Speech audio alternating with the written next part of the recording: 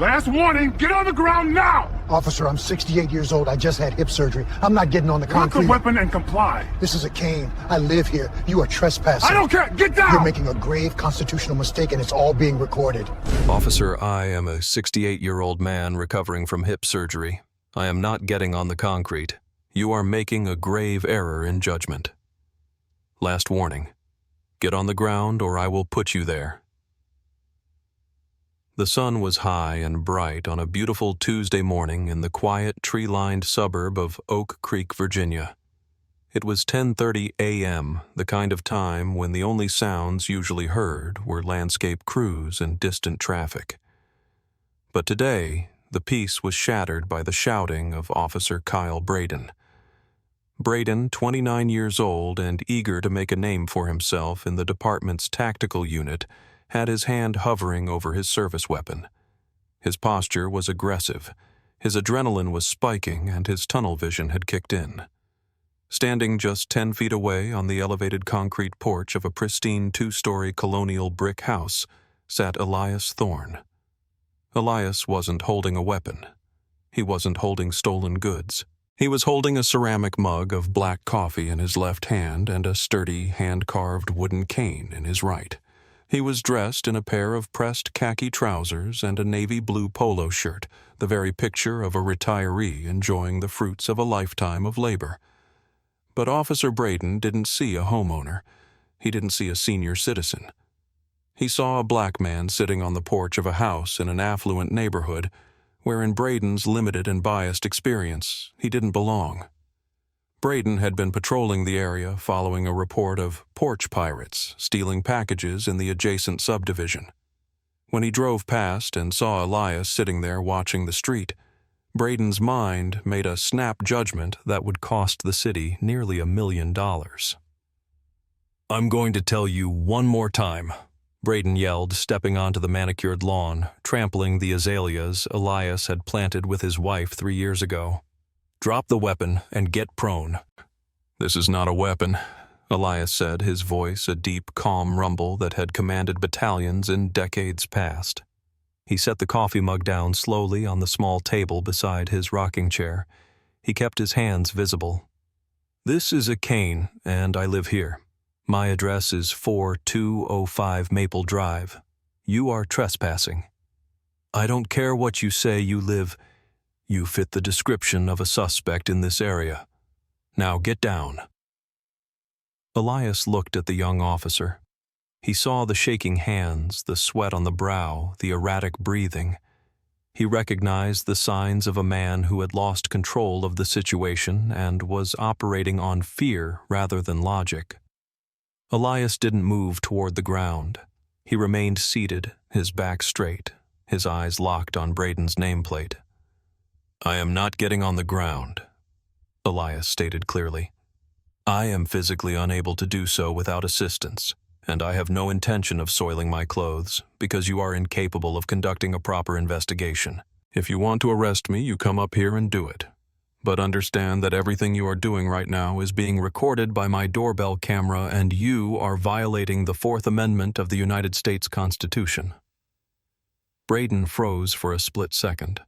Suspects usually begged, ran, or fought. They didn't quote the Constitution. They didn't speak with the authority of a general. But Braden had already committed. He had shouted commands in front of the neighbors who were starting to peek out of their windows. Backing down now would look like weakness. Before we see how this absolute failure of police procedure unfolds, I need you to take a second. Look at where you are right now. Imagine sitting on your own property, bothering no one, and having a gun pointed at you for existing. If you believe that a man's home is his castle and that citizens deserve respect, hit that like button. This story is about to expose a level of incompetence that is hard to believe, but sadly all too real. To understand the magnitude of the mistake Officer Kyle Braden was making, you have to understand the man he was threatening. Elias Thorne was not just a retiree. He was a man who had given more to his country than Kyle Braden could ever comprehend.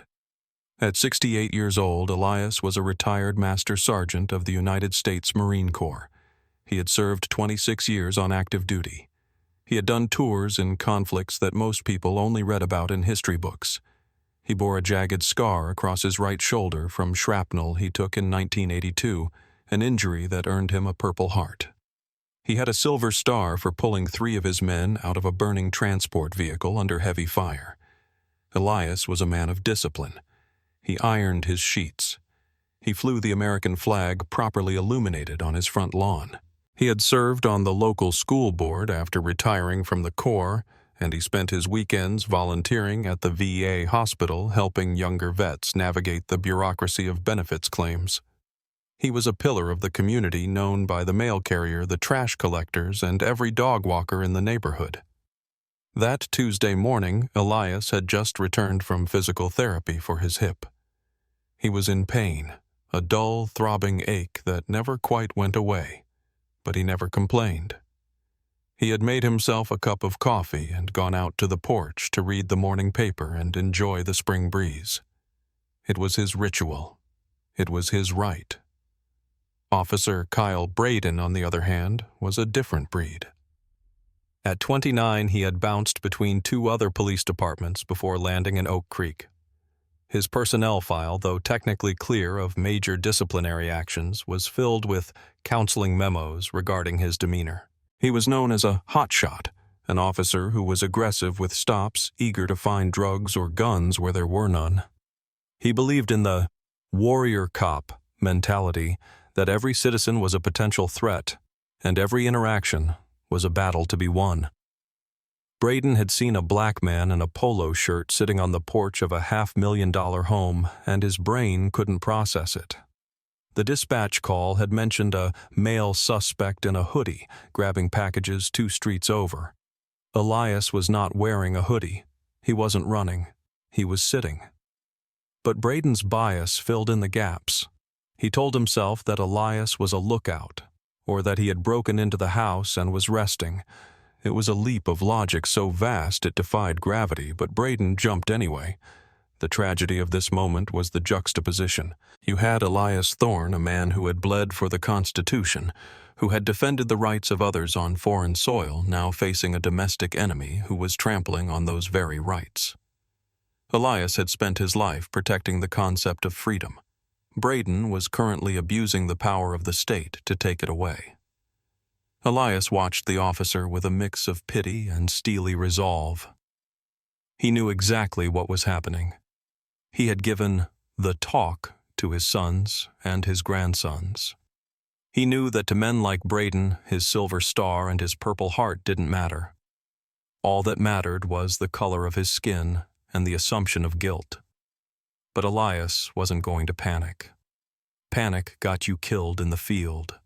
He was going to hold the line.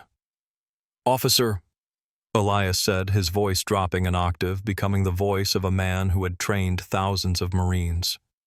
"You are currently detaining a private citizen on his own curtilage without reasonable articulable suspicion. You are escalating a consensual encounter into a seizure. I am asking you to holster your weapon, take a breath, and think about your next move very carefully." Braden's face flushed red. He wasn't used to being lectured. He was used to fear. "Don't you tell me how to do my job. I'm conducting an investigation." "You're not investigating," Elias replied calmly. "You're harassing." The standoff on Maple Drive was attracting an audience. Across the street, Mrs. Gable, a woman in her late 50s who had lived in the neighborhood for 2 decades, had stepped out to water her hydrangeas. When she saw the police officer screaming at Mr. Thorne, the kind man who always bought high-end wrapping paper from her granddaughters during school fundraisers, she dropped her hose. She pulled out her smartphone hit record and walked to the edge of her driveway. She didn't say a word. She just aimed the lens and documented history. "I need to see some identification," Braden barked, realizing that Elias wasn't going to get on the ground. He had holstered his weapon, but kept his hand on the grip, a threatening stance that signaled violence was still an option. "Stand up and give me your ID now." Elias remained seated. He took a sip of his coffee, a deliberate motion that infuriated the officer. "No," Elias said simply. "No. You can't say no to a police officer. Failure to identify is a crime. That is incorrect. Elias corrected him, sounding like a law professor. In this state, I am only required to identify myself if I am lawfully arrested or if you have reasonable suspicion that I have committed, am committing, or am about to commit a crime. This is a Terry stop standard. So I will ask you again, what specific crime do you suspect me of committing? Braden stammered. He didn't have a specific crime. He had a hunch. He had a bias. We have reports of package thefts in the area. You fit the description. The description? Elias raised an eyebrow. What was the description? Male, suspicious. That is not a description, officer. That is a projection. Was the suspect 68 years old? Did the suspect have a cane? Was the suspect sitting in a rocking chair drinking Colombian roast? You're being smart with me. Braden sneered, stepping up the first step of the porch. You're obstructing my investigation. Asserting my rights is not obstruction, Elias said, his voice hardening. Refusing to answer questions is not obstruction. Remaining seated on my own property is not obstruction. You are fishing, and the water is dry, son. I'm not your son, stand up. I told you I have a hip injury. I will stand when I am ready. Mrs. Gable, Elias called out, not looking away from Braden but projecting his voice across the lawn. Are you getting this? I am Mr. Thorne. Mrs. Gable shouted back, her voice shaking slightly but loud enough for the officer to hear. I'm live streaming it to the neighborhood watch group too. We all see what he's doing. Braden whipped his head around. He saw the woman recording. He saw two other neighbors standing on their lawns watching. He felt the walls closing in. A smart officer would have de-escalated. A smart officer would have said, "My apologies, sir, just checking on the neighborhood," and walked away. But Braden wasn't smart. He was prideful. And pride is a dangerous thing when it's wearing a badge. He turned back to Elias. Okay, you want to play it that way? You're under arrest. Elias set his mug down on the table. He folded his hands in his lap. For what charge? Disorderly conduct and failure to obey a lawful order. There was nothing lawful about your order, Elias said softly. But if you put your hands on me, do not twist my right arm. I have a surgical pin in that shoulder and shrapnel scars. If you damage it, I will own everything you possess. Stand up! Braden reached out and grabbed Elias by the arm, the right arm. He yanked. Elias winced, a sharp bolt of pain shooting through his shoulder, but he didn't fight back. He allowed the momentum to pull him to his feet, leaning heavily on his cane before Braden snatched it away and threw it onto the porch furniture. Turn around! Braden spun the older man. He jammed Elias's wrists together behind his back. Officer! Elias gritted out through the pain. You are making a career-ending mistake. I am giving you one last chance to walk away. Shut up! Braden tightened the cuffs. Click, click. The sound of metal ratcheting against bone echoed in the quiet morning air. The walk from the porch to the patrol car was a parade of indignity. Officer Braden shoved Elias forward, gripping his bicep with unnecessary force. Elias walked with a limp, the loss of his cane making every step a challenge for his healing hip. He didn't look down, though. He held his head high, his chin up, staring straight ahead. He was a Marine. He had marched 20 miles with an 80-pound pack. He could walk 50 feet in handcuffs. Mr. Thorne, Mrs. Gable called out, moving closer to the sidewalk. Do you need me to call Sarah? Sarah was Elias's wife, currently at the grocery store. Call Sarah, Elias said calmly, never breaking stride. Tell her not to panic. Tell her to call attorney David Ross. She has the number in the study, and tell her I'll be late for lunch. You stop talking to witnesses, Braden snapped, pushing Elias's head down as they reached the squad car. I can speak to whoever I please, Elias replied. Freedom of speech doesn't end just because you're having a temper tantrum. Braden opened the back door of the cruiser. It was a tight space, the hard plastic seats designed for durability, not comfort. For a man with a bad hip and a ruined shoulder, it was a torture chamber. Braden didn't offer to help him in. He just stood there waiting. Elias maneuvered himself slowly. He had to contort his body to fit his legs in, biting the inside of his cheek to keep from crying out as his hip joint protested. He finally slid onto the plastic, the cuffs digging into his lower back.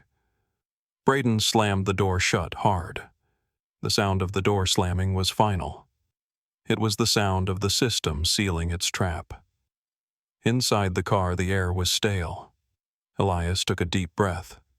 He closed his eyes for a moment and centered himself. He thought about the men he had served with.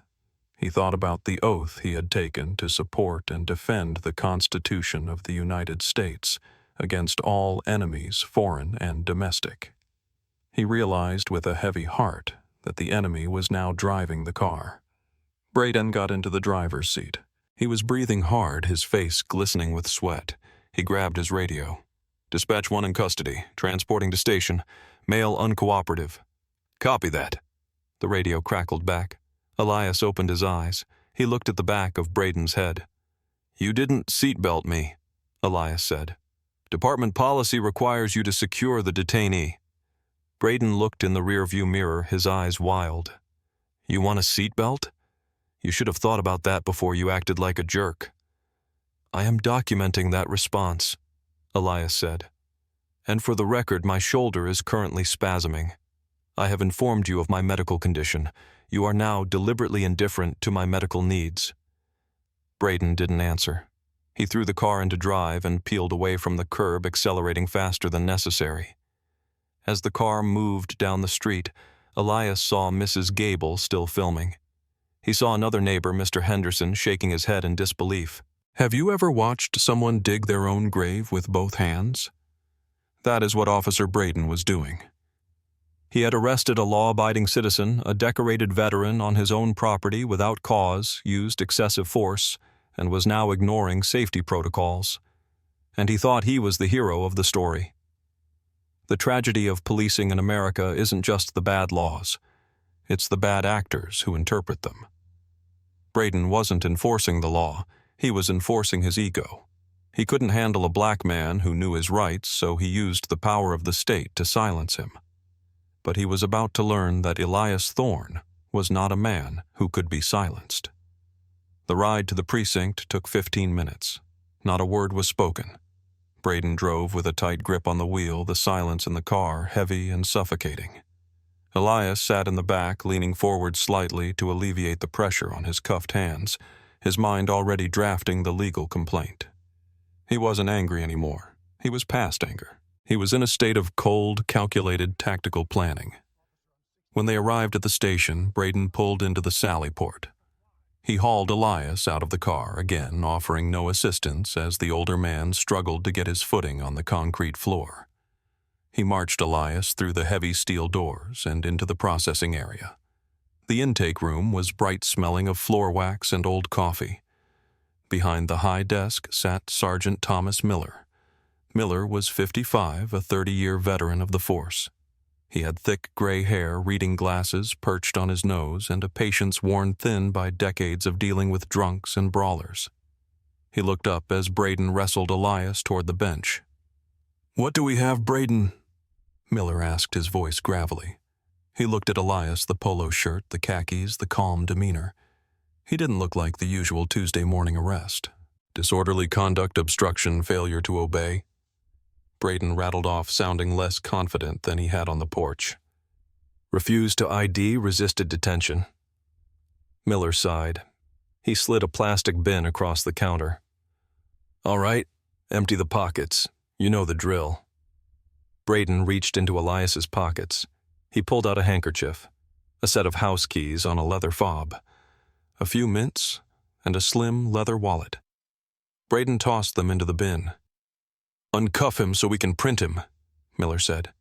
"He's combative." Braden lied. Miller looked at Elias. Elias looked back, his eyes clear and steady. "Sergeant," Elias said, "I have a torn rotator cuff and a replaced hip. I am not combative.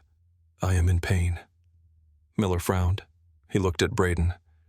Take the cuffs off, Kyle. Braden hesitated, then unlocked the cuffs. Elias brought his arms forward, slowly rotating his shoulders with a grimace. He rubbed his wrists where the metal had bitten into his skin. Miller picked up the wallet. He opened it to log the contents. He pulled out the driver's license. Elias James Thorne, 4205 Maple Drive. Miller paused. He looked up at Braden. Maple Drive, that's the estates. You picked him up at 4205 Maple. He was on the porch, Braden said defensively, acting suspicious. He lives there, Braden, Miller said, his voice dropping. The address matches. Miller dug deeper into the wallet. He pulled out a card that wasn't a credit card. It was a Department of Defense retired identification card, rank Master Sergeant USMC. Miller froze. He was an Army vet himself. He knew what that card meant. He looked further. Tucked behind the ID was a folded laminated card, a membership card for the Military Order of the Purple Heart. Miller's face went pale. He looked at the silver star lapel pin that he had missed earlier attached to the collar of Elias's polo shirt. He looked at the cane that Braden was now holding, which Braden had carried in from the car. Miller slowly put the wallet down. He took off his reading glasses. The room went very quiet. Officer Braden, Miller said, his voice dangerously low. Did you arrest a Master Sergeant, a Purple Heart recipient, on his own front porch, for sitting there? He refused to ID, Braden argued, but his voice cracked. He fit the description of the porch pirate. The porch pirate is a teenager in a hoodie, Miller snapped, slamming his hand on the desk. This is a 68-year-old Marine veteran. Miller stood up. He walked around the desk. He didn't look at Braden. He looked at Elias. Sergeant Thorne, Miller said, standing at attention. I am Sergeant Miller, 1st Infantry Division. I need you to tell me exactly what happened. I was drinking coffee, Sergeant, Elias said, his voice steady. This officer came onto my property, shouted commands, refused to articulate a crime, twisted my surgically repaired shoulder, and kidnapped me from my home. Miller closed his eyes for a second, pain visible on his face. He turned to Braden. You didn't verify residence. You didn't check the plates in the driveway. I was conducting an investigation. You were profiling, Miller roared. Get the watch commander. Now get Lieutenant Vance down here immediately. Braden stood there stunned. The reality of what he had done was crashing down on him. He hadn't arrested a thug. He had arrested a hero, and he had done it in a way that was about to destroy his life. Lieutenant Vance was a man who didn't like surprises. He was 48, balding, and trying to ride out his last few years until a comfortable retirement.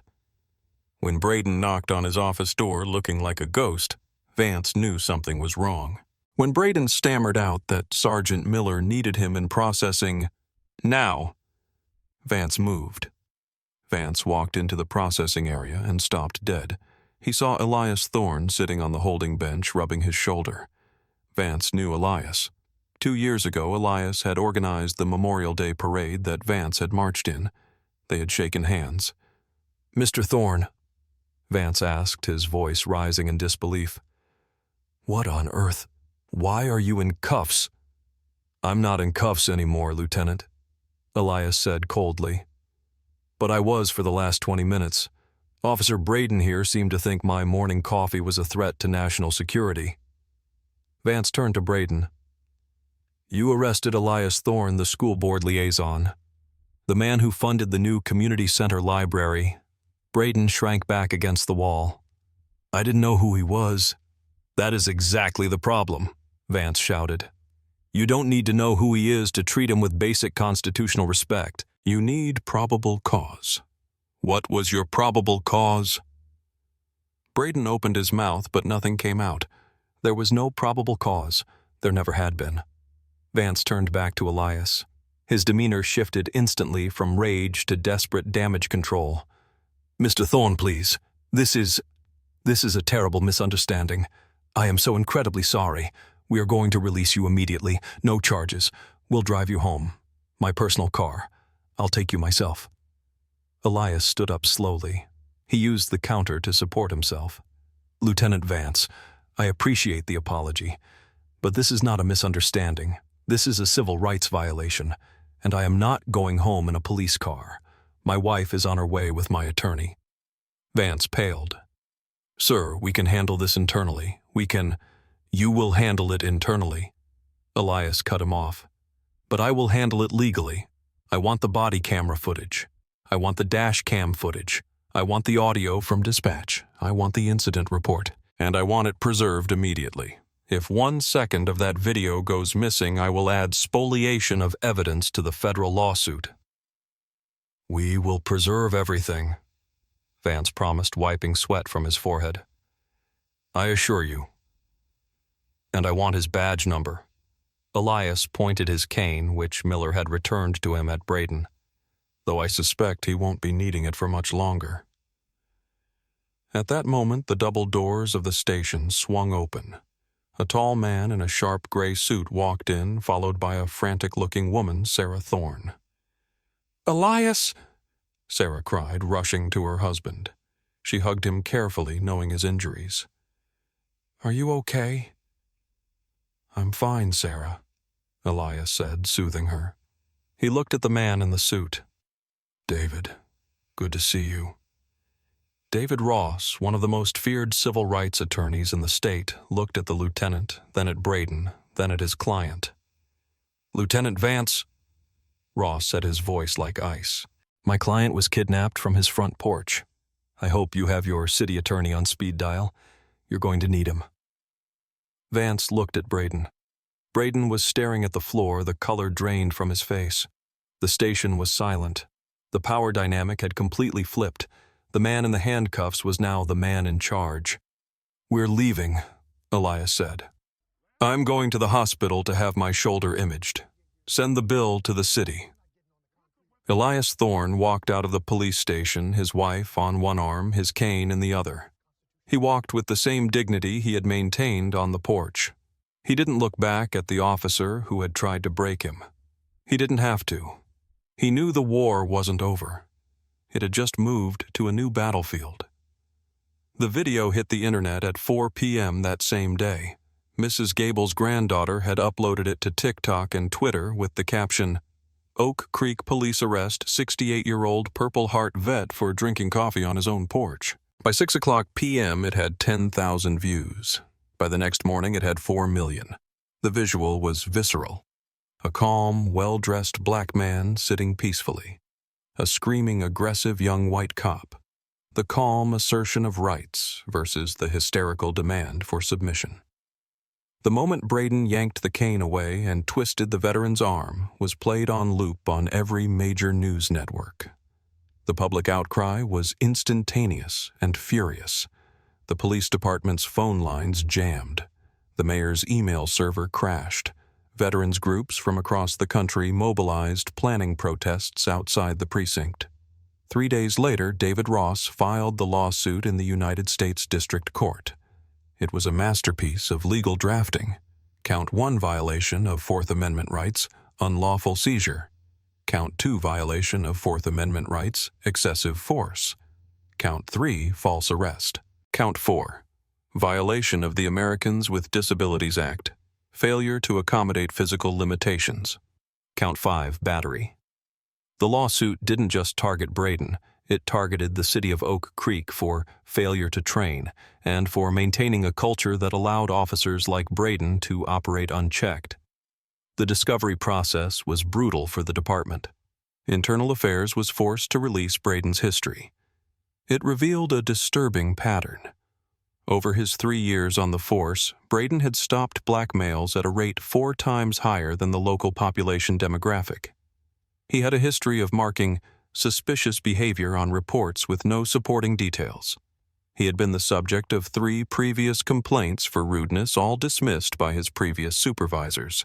But this time, there was video. High-definition, audio-clear video. The city attorney, a pragmatic woman named Helen Way, watched the body camera footage in a closed-door meeting with the mayor and the chief of police. The body cam was even worse than the neighbor's phone video. It showed Braden muttering curses under his breath before he even approached the house.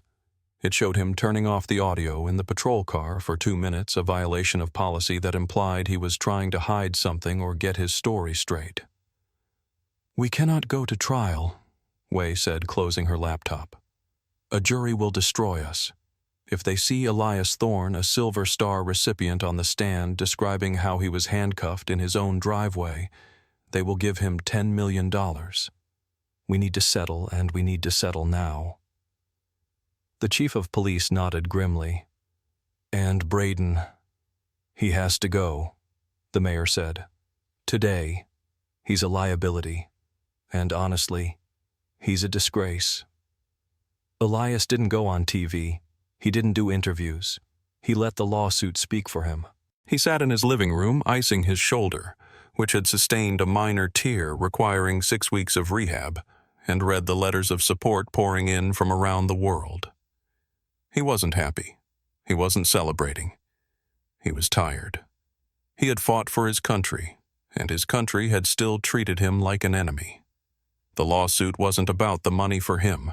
It was about the message. It was about making sure that the next time a cop saw a black man on a porch, he might think twice before drawing his weapon. 6 months after the incident, the settlement was finalized. The city of Oak Creek agreed to pay Elias Thorne $850,000. It was one of the largest settlements in the city's history for a single arrest. But the money was just the headline. The real victory was in the consent decree attached to the settlement. The police department was required to overhaul its suspicious person protocols.